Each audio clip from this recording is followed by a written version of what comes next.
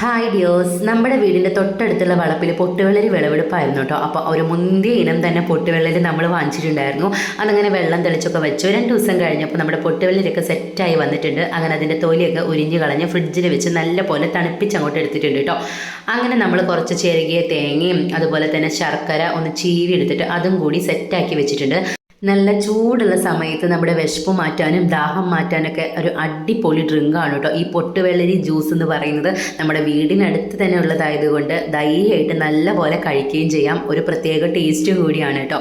അങ്ങനെ ചിരകിയ തേങ്ങയും അതുപോലെ തന്നെ ശർക്കരയും പിന്നെ ഒരു ഫ്ലേവറിന് വേണ്ടിയിട്ട് ഒരു ഏലക്കായ കൂടി ചേർക്കുന്നുണ്ട് കേട്ടോ.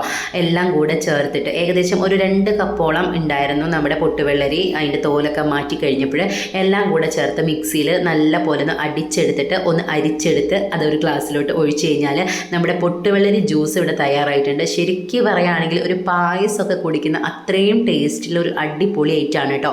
അപ്പോൾ ഇന്നത്തെ വീഡിയോ ഇത്രയുള്ളൂ. ഇഷ്ടപ്പെട്ട ലൈക്ക് ചെയ്യാൻ മറക്കരുത്. ടാറ്റാ.